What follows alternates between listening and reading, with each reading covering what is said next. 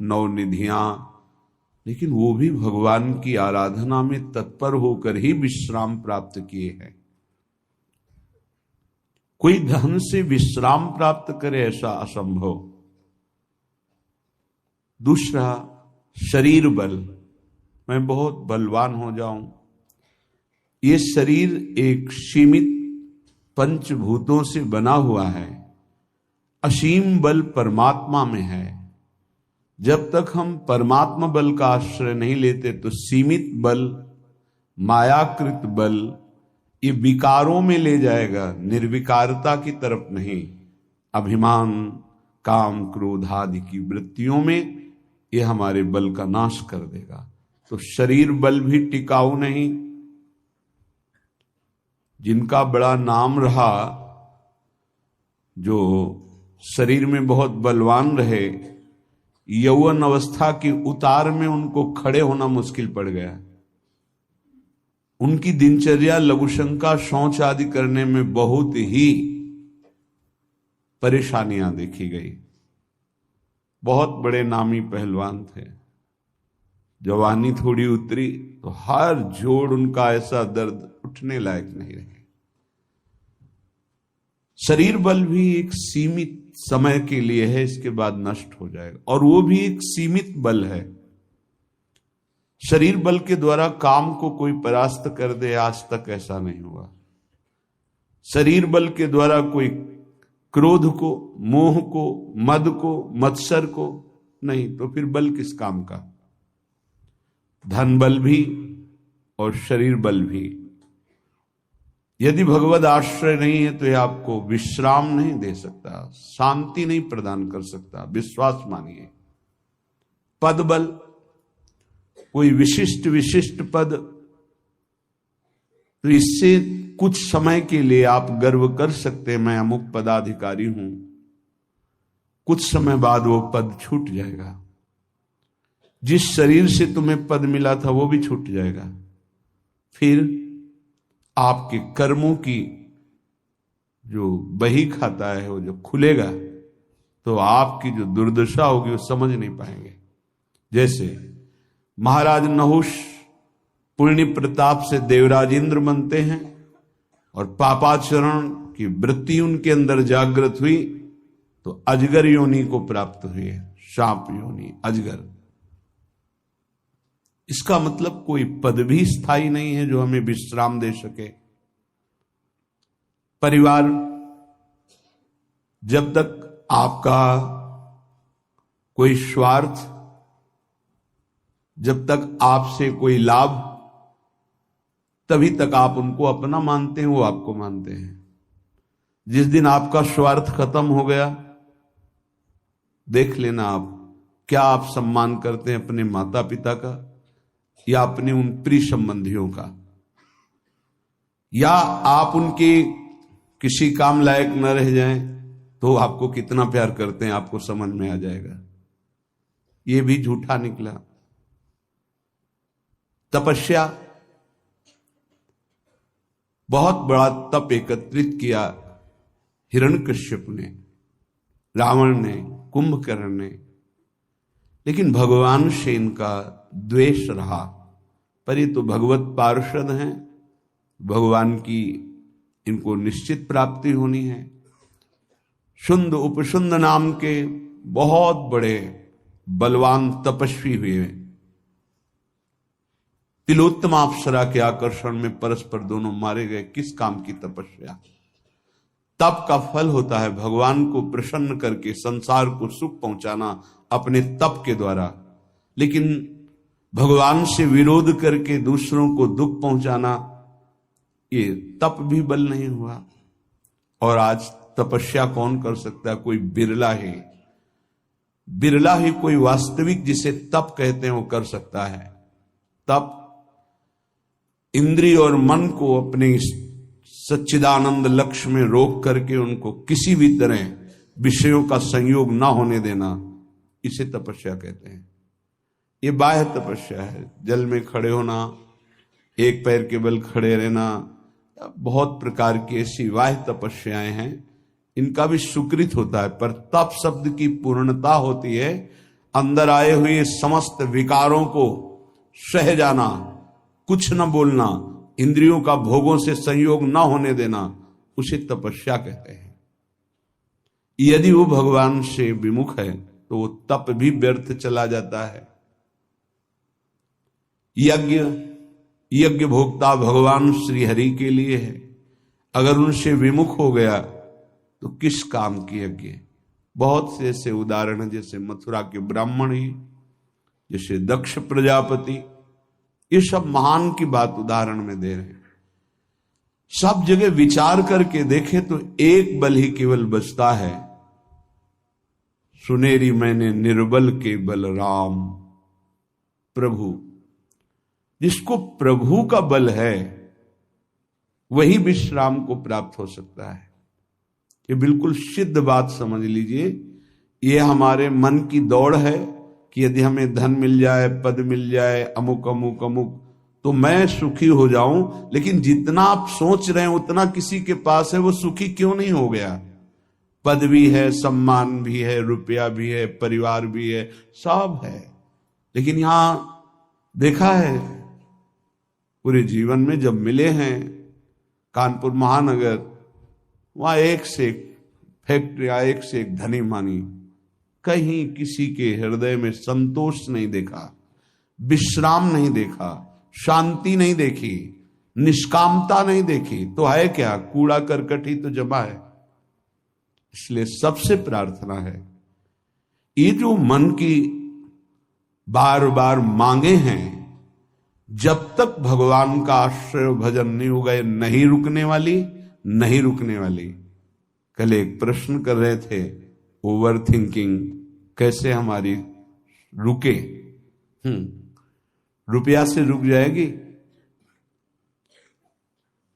एक की चाह करोगे, लाखों की चाह बढ़ेगी, लाखों की चाह करोगे, करोड़ों की चाह, करोड़ों की पूर्ति, तो अरबों की चाह, ऐसे प्रत्येक भोग की चाह करके देख लो, अंदर से देख लो किसको विश्राम प्राप्त है। ये मन एक भूत जैसा है। किसी ने एक भूत को सिद्ध किया, भूत ने कहा हम तुम्हारा काम प्रत्येक करेंगे, पर हर समय मुझे काम में लगाना होगा, अमुक काम करो। वो बहुत तीव्रता से, शीघ्रता से वो कार्य कर देता है। और बताओ, वो तो परेशान हो गए। अगर काम नहीं बताओगे तो उठा के पटक देंगे तुम्हें। वो गुरुजी के पास गए और कहा, प्रभु हमने तो सुख के लिए भूत को सिद्ध किया था, ये तो दुख का कारण बन गया। ये कहता है हर समय काम बताओ, नहीं तो मार देंगे तुम्हें। तो उन्होंने कहा ऐसा करो, एक लकड़ी का खंबा गाड़ दो और उसे बोलो इसमें चढ़ते उतरते रहो, जब हमें काम होगा हम बोल देंगे तुम्हारे लिए यही काम है। समझ पाए? ये भूत मन है। इसे खाली रखोगे उठा के पटक देगा ओवर थिंकिंग में, कल्पनात्मक भोगों में, कल्पनात्मक भय में, चिंता में, ये पटक देगा। अगर इससे बचना है, इसकी पटकन से, तो जैसे गुरु ने बताया लकड़ी का खंभा गाड़ दो, ऐसे ही नाम का खंभा गाड़ दो। राधा, चल चढ़ उतर, राधा राधा राधा राधा, परम विश्राम मिल जाएगा, परम बलवान हो जाओगे, परम शांति मिल जाएगी। हमारी प्रार्थना मान लीजिए, ये बिल्कुल सत्य बात कह रहे हैं। जब तक आप नाम जप नहीं करेंगे तो आप अपने मन को विश्राम नहीं दे पाएंगे। और आप सब कुछ कर रहे हैं मन के सुख के लिए, मन की शांति के लिए, पर जिस मार्ग में चल रहे हैं दुखालयम अशाश्वतम, कैसे आपको इस नाशवान भोगों में शांति मिल सकती है? नहीं। विश्वास कीजिए, बहुत प्रीति से कह रहा हूं, बहुत अनुभव की, संतों की बात कह रहा हूं। यदि भगवान का आश्रय लेकर नाम जप नहीं किया तो तुम्हारा किया कराया सब मिट्टी है। परिणाम में तुम्हारे हाथ केवल शुभ अशुभ कर्म लगेंगे, पाप पुण्य, जिनके कारण हम नाना प्रकार की योनियों में जन्म मरण जैसे भयानक दुखों को भोगते चले आ रहे हैं। इसलिए भगवत चरणारविंद में परम सुख है, विश्राम है, शांति है, और वहीं हमें जाना है। भटक लो जितना भटकना है, लौट के तो यहीं आना है। ये भ्रम ऐसा बैठ गया है बड़े बड़ों के हृदय में कि धन से सुख है। बहुत विचित्रता माया की, ये सबके दिमाग में बैठ गया है। कोई बिरला ऐसा है कि इसकी इस पकड़ से बाहर हो, नहीं तो सबके दिमाग में बैठा है। गृहस्थ हो, विरक्त हो, बूढ़ा हो, जवान हो, सबके दिमाग में माया ने बैठा दिया, धन के द्वारा ही सुखी होगे। देख लो, बिल्कुल विश्वास मानिए। ये वो माया की चाल है जो आपके समय को, आपके चिंतन को, आपके आश्रय को नष्ट करके आपकी दुर्गति करवाएगी।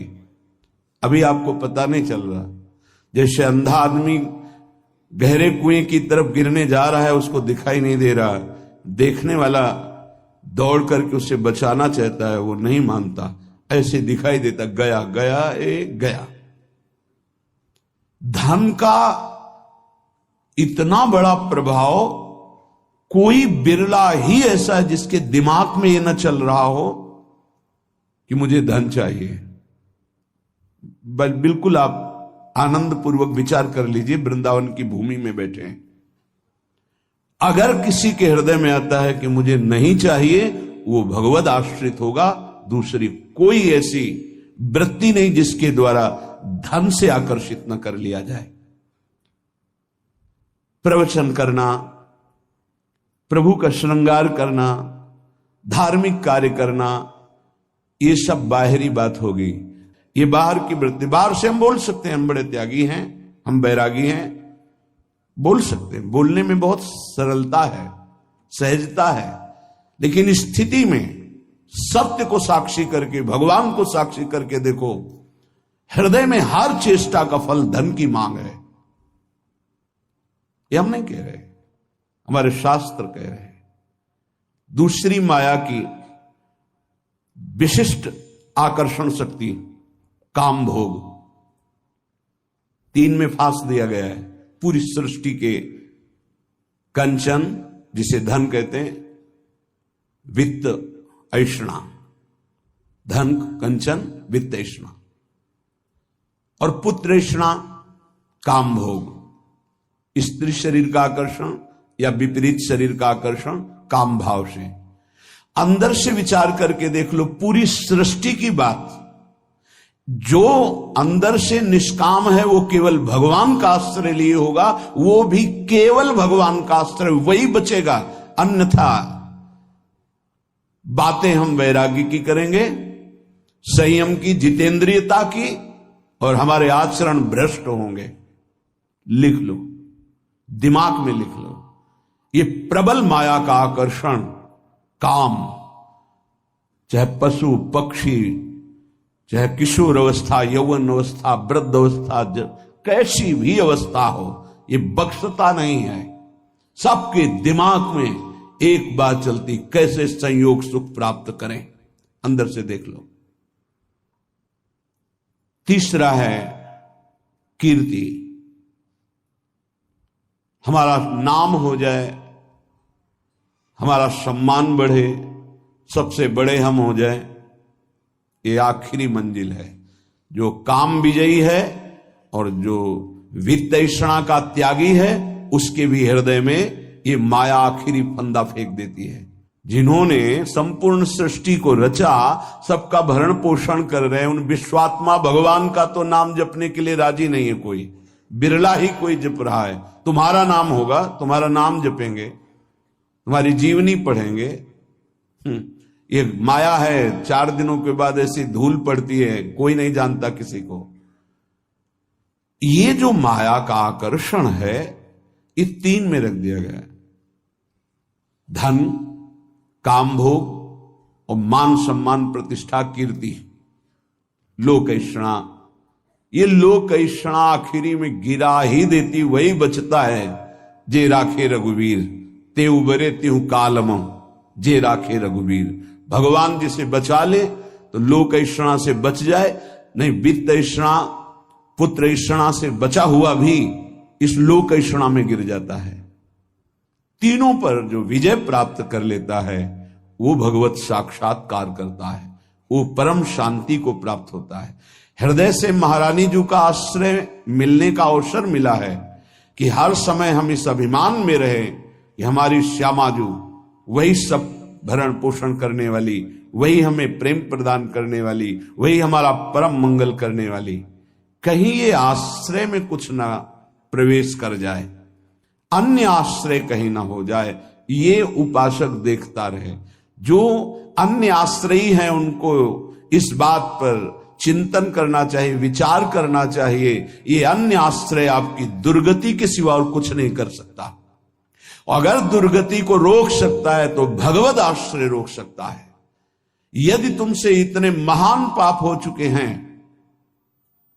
कि जिनकी तुम खुद स्मृति करके घृणा करते हो, कभी कभी ऐसे पाप हो जाते हैं कि अपना हृदय ही अपने को दंड देने के लिए कहता है कि बहुत नीच आचरण तेरे द्वारा हो गए। अगर ऐसा भी है और हमारे प्रभु की शरण में आ जाए तो बाहुओं में लेकर हृदय से लगाते हैं, ऐसा स्वभाव है। कोटि विप्र बदला गए जाहू, आए शरण तजौ नहीं ताहू। इसलिए सबसे प्रार्थना है ये मन, ये बुद्धि, ये माया इन पर बैठ करके आश्रय का बदलाव कर देगी।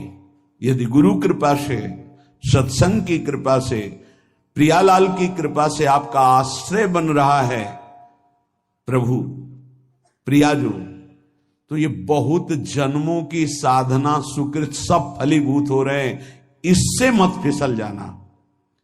अगर आश्रय है तो आपका परम कल्याण निश्चित है। ये माया आश्रय बदलती है, इसका कार्य है आश्रय बदलना। ये अंदर की बात को समझिए। हम ब्रह्मचारी नहीं हैं, हम संयमी नहीं हैं, हम तपस्वी नहीं हैं, भजनानंदी नहीं हैं, चलेगा। पर हम प्रियाजू के हैं, प्रियाजू के सिवा हमारा कोई नहीं है, ये आपको भगवत प्राप्ति करा देगा।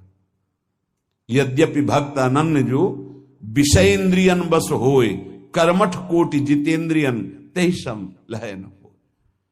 उसकी समानता करोड़ों कर्मकांडी और जितेंद्री नहीं कर सकते जिसके हृदय में अनन्यता आ गई है।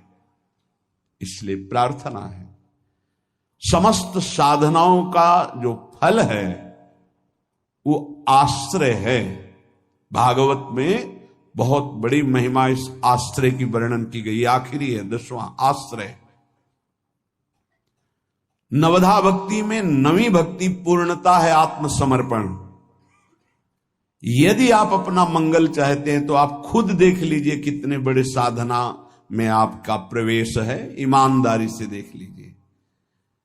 भरोसा नहीं है 1 मिनट बुद्धि का। अभी कहती भगवान प्यारे लगते, थोड़ी देर में कहेगी विषय प्यारे लगते हैं। इसका निर्णय ठीक नहीं, पागल है ये। हमारी जो बुद्धि है वो पागल है। एक क्षण में कहती ये मार्ग सत्य है, दूसरे क्षण में उत्तर देने लगती है। ऐसी बुद्धि का भरोसा नहीं। कितनी बड़ी साधना हो, अपराध बन जाए, वैष्णव अपराध, गुरु अपराध, इष्ट द्रोह, गुरु द्रोह, सर्वनाश हो जाता है।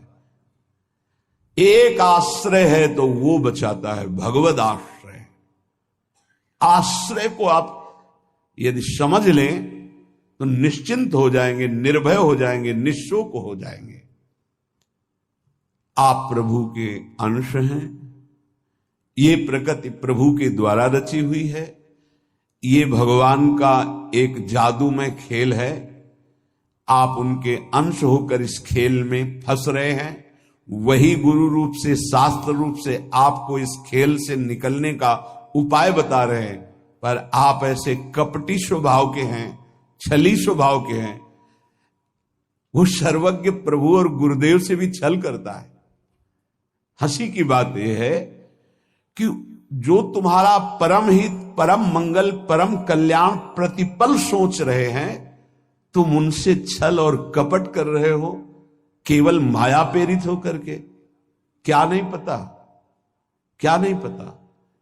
तुम्हारे मन में जो स्फुरित होता है प्रभु को स्फुरित होने के पहले पता है नहीं। प्रभु कह रहे हैं और सब चलेगा। मोहि कपट छल छिद्र न भावा। और अगर अवगुण है तुम्हारे, धीरे धीरे सब ठीक हो जाएंगे।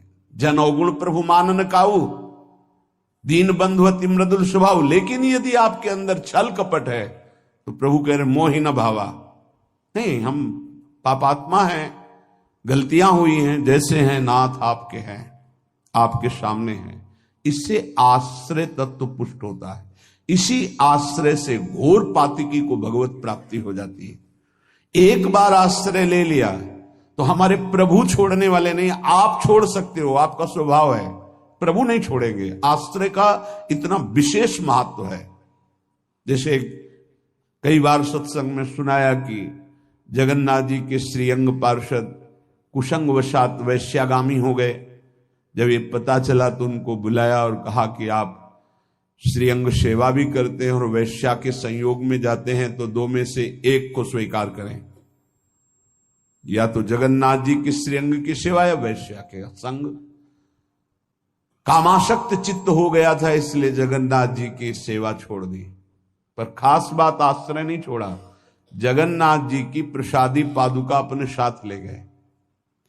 एक बार उठाकर सर में पादुका रख लेते और छाती से लगा के कहते, प्रभु मैं आपकी माया में फंस गया हूं, मेरी हिम्मत नहीं कि मैं इसका संग छोड़ सकूं, मैं आसक्त चित्त हो गया हूं। कई वर्षों के बाद जब उनका शरीर पूरा हुआ तो जगन्नाथ जी ने अपने पार्षद को आदेश किया, जैसे मेरे पार्षदों की अंतिम क्रिया होती है, अंत्येष्टि संस्कार होते हैं, वैसे उसका करो। तो उन्होंने कहा, प्रभु उसने तो आपको छोड़ दिया, वैश्या को स्वीकार किया, अब हम कैसे कर सकते हैं? उनका जगन्नाथ जी ने कहा, नहीं, उन्होंने छोड़ दिया लेकिन हमने नहीं छोड़ा, हमारा स्वभाव छोड़ने का नहीं है। आप इस बात पर ध्यान दीजिए, कितना भी अपराध बन जाए भगवान अपने भक्त को नहीं छोड़ते। नामे भक्ता प्रणश्यति। वही जब अंत्येष्टि क्रिया बाहरी भगवान आदेश कर रहे हैं तो उनकी अंतिम गति में क्या भगवान कोई गड़बड़ी होने देंगे क्या? परम पद की प्राप्ति होगी। एक बार भगवान स्वीकार कर ले, आप आश्रित हो जाए। एक बार कृष्णदास जी जो पुष्टि मार्गी हैं, आचार्य चरण से कुछ ऐसा, तो बाजार में देखा सुंदर जलेबी बन रही थी, इससे देखो ओ ये तो श्रीनाथ जी के लिए बहुत सुंदर, और भाव में भर गए। तो उधर जब आचार्य चरण ने पर्दा खोला तो श्रीनाथ जी जलेबी पा रहे थे। तो कहा, जय जय, बाजार की वस्तु तो आपको भोग लगती नहीं और हमने अभी लगाया नहीं, ये कहां से आप पा रहे हैं? उन्होंने भाव में लगाया भोग और यहां साक्षात श्रीनाथ जी पा रहे। होगा कृष्णदास ने बाजार से भोग लगाया है, वह प्रभु कृष्णदास जी का तो त्याग कर दिया गया है, फिर आप भोग। बोले, आप आचार्य हो, आप गुरु हो, आप त्याग कर सकते हो, पर मेरा स्वभाव नहीं। एक बार जिसे पकड़ लिया उसे मैं कभी छोड़ नहीं सकता, वो भले मुझे छोड़ दे, मैं उसे नहीं छोड़ सकता। भाई जी महाराज से स्वामी अखंडानंद जी ने कहा, आप अपने मन की कोई एक बात बता दें। तो यही बात बताई कि उमा राम स्वभाव जिन जाना, ताहि भजन तजी भाव न आना। जिसने भगवान का स्वभाव जान लिया उसे भजन को छोड़कर और कुछ अच्छा नहीं लगता। मान लीजिए, कृपा कर दीजिए, अपने ऊपर कर दीजिए, हमारे प्रभु का नाम तुम्हारी समस्त समस्याओं का समाधान है। बस कुछ दिन मन लगे ना लगे, काम बने ना बने, कोई लाभ दिखाई दे ना दिखाई दे, आप सतत नाम जपने का प्रयास कीजिए। परिणाम में नाच पड़ेंगे आप। पहले आपके पापों का नाश होने दीजिए नाम को। नाम का प्रभाव महाअमृत में, जिसने नाम को स्वीकार किया, चाहे वो जैसा रहा हो, उसका परिणाम बड़ा मंगलमय निकला है। देखो आप कैसे हैं, कौन हैं, हमारे भगवान ये सब नहीं देखते। आपने भगवान का नाम उच्चारण किया, बस इसी से भगवान नहीं जाएंगे। अहोबत सुपचतो गरियाम यज्जिभ्याग्य वर्तते नाम तुभ्यम। वो चाहे चांडाल क्यों ना हो, नीच आचरण करने वाला क्यों ना हो, यदि वो नाम जपना शुरू कर दिया तो गरियाम वो सर्वश्रेष्ठ हो जाता है। तुम्हें कोई रोग शोक, कोई भी अभाव रात दिन जो जला रहे हैं वो प्रभावित नहीं कर पाएंगे यदि नाम जप करोगे। बात समझ लीजिए। ये छोटे मोटे रोगों की क्या बात जो 4 दिन में ठीक हो जाते हैं, आजीवन जब तक श्वास शरीर पे है तब तक भयानक कष्ट के द्वारा जीना है। अगर नाम चल रहा है तो इसका कोई कुप्रभाव नहीं है। मन शांत है, प्रसन्न है, 100 में 1% भी इसकी कोई परवाह नहीं, कोई चिंता नहीं। जो शास्त्र में लिखा है वो जीवन के अनुभव में उतरना चाहिए। कोई भी रोग जिससे रात दिन लोग जलते हैं वो तुम्हें ताप नहीं दे सकता। कष्ट आएगा लेकिन वो आपको परास्त नहीं कर पाएगा। इधर से कष्ट का प्रहार तो इधर आनंद की वो बाढ़ लगी हुई है कि इधर लहरें कष्ट की हो रही, वो आनंद में डूबा हुआ है। ये किससे होता है? नाम जप से। प्रार्थना मान लीजिए, ये प्रवचन नहीं, ये जीवन है। अगर आप मान लेंगे तो निहाल हो जाएंगे, आप मस्त हो जाएंगे, आप इस दुखालय से पार हो जाएंगे। शोक, जिन वस्तुओं का हम सेवन करते हैं, जो प्रिय वस्तु होती है, प्रिय जन होते हैं, इनके वियोग में बहुत शोक होता है। सच्ची मानिए, यदि नाम जप कर रहे हैं आप और आपका नाम संग्रह हो चुका है, पाप नष्ट हो चुके हैं, तो आपको कभी किसी के भी वियोग में, चाहे वस्तु हो, पद हो, संपत्ति हो, संबंधी हो, आपके हृदय में ताप नहीं लग सकता। जासु नाम भव भेषज हरन घोर त्रैशूल, दैहिक दैविक भौतिक ताप, ये नाम जापक के हृदय में नहीं लग सकते, मस्ती रहती है। नरसिंह मेहता जी के पुत्र जब पधारे तो करताल उठाकर नाच रहे हैं गोविंद के सामने। बड़ा अच्छा किया, आप अपनी वस्तु स्वीकार कर लिए। धरोहर थी, आपने ले लिया, आपकी धरोहर आपने मस्त होकर, कोई शोक नहीं।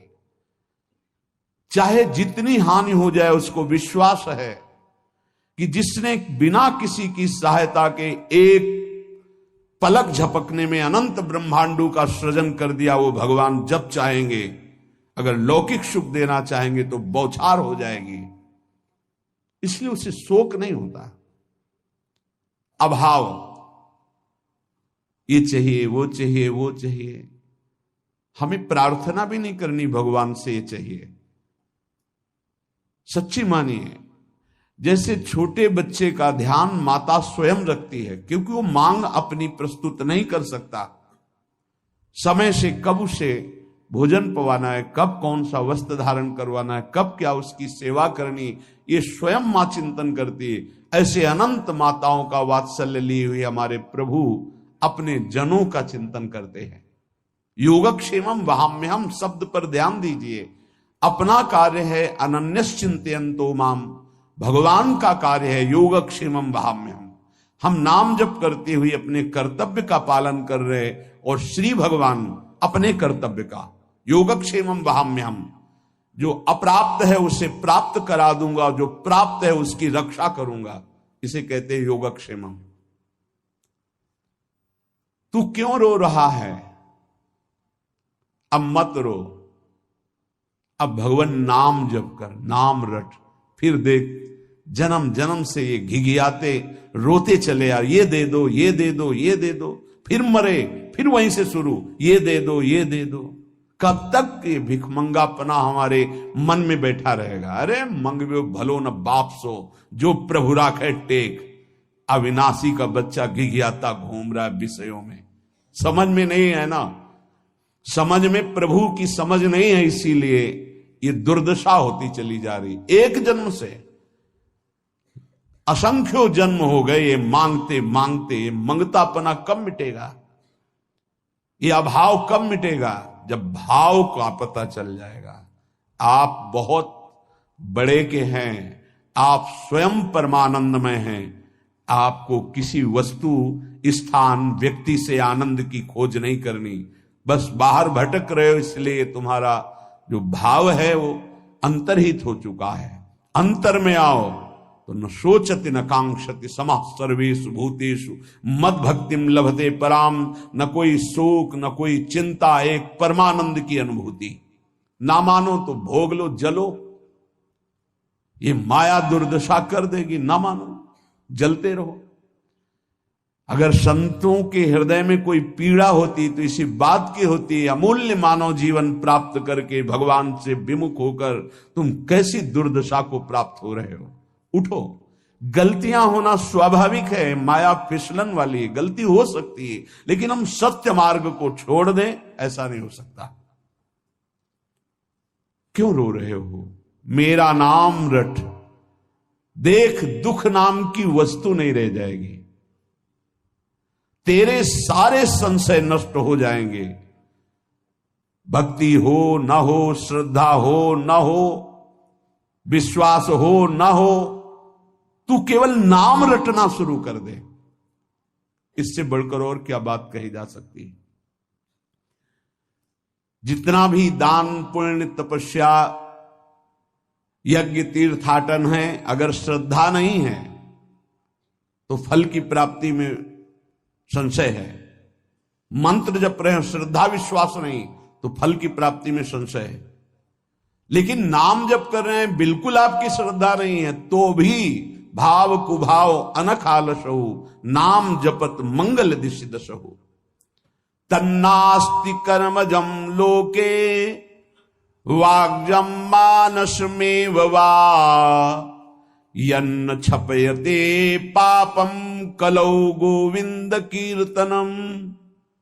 यदि आपसे शारीरिक पाप बन गए हैं, मानसिक पाप बन गए हैं, वाणी के द्वारा अपराध बन गया है, चिंता मत करो।